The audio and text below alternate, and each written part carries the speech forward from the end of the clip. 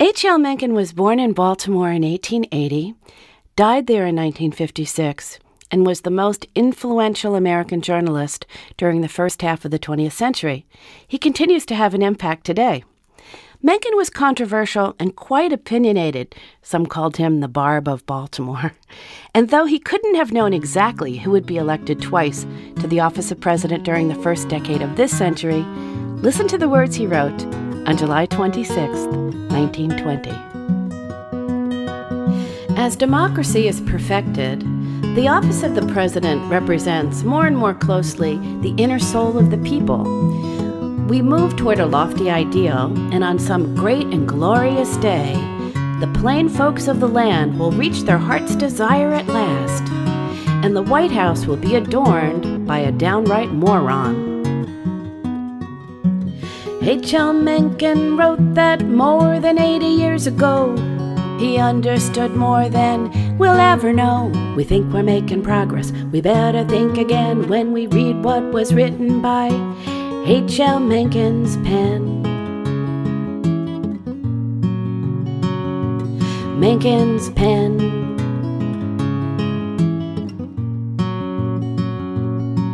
A church is a place in which gentlemen who have never been to heaven brag about it to persons who will never get there. A judge is a law student who marks his own exam papers. In the United States, doing good has come to be, like patriotism, a favorite device of persons with something to sell. All men are frauds. The only difference between them is that some admit it. I myself deny it. Adultery is the application of democracy to love. Conscience is a mother-in-law whose visit never ends, and the inner voice that warns us that someone might be looking. Every election is a sort of advance auction sale of stolen goods. Never let your inferiors do you a favor. It will be extremely costly. I believe in only one thing, liberty, but I do not believe in liberty enough to want to force it upon anyone. H.L. Mencken wrote that more than 70 years ago, but the words still echo true, you know.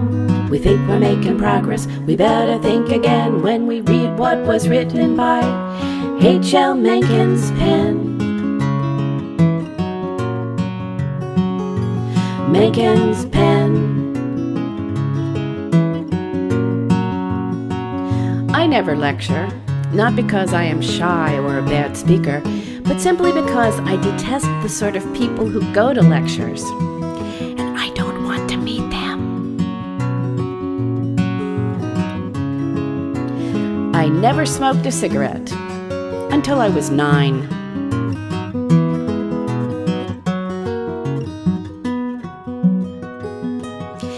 If a politician found he had cannibals among his constituents, he would promise them missionaries for dinner. Criticism is prejudice made plausible. It is hard to believe that a man is telling the truth when you know that you would lie if you were in his place.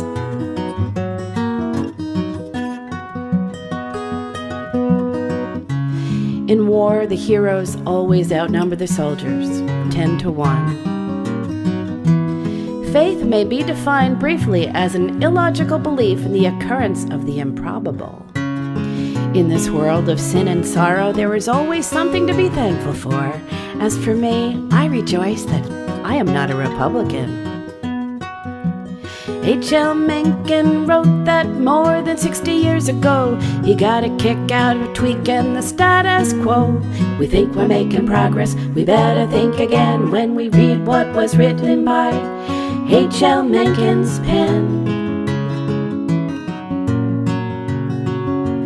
Mencken's pen. A legend is a lie that has attained the dignity of age. As the arteries grow hard, the heart grows soft. Love is the triumph of imagination over intelligence. Puritanism, the haunting fear that someone, somewhere may be happy. The theory seems to be that as long as a man is a failure, he is one of God's children, but that as soon as he succeeds, he's taken over by the devil. Say what you will about the 10 Commandments, you must always come back to the pleasant fact that there are only 10 of them.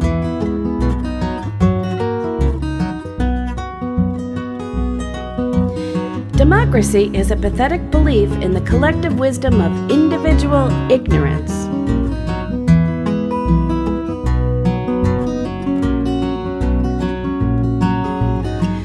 War will never cease until babies begin to come into the world with larger cerebrums and smaller adrenal glands.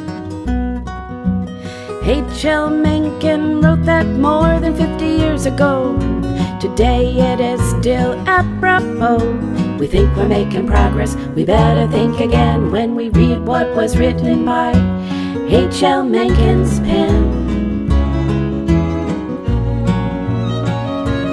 Mencken's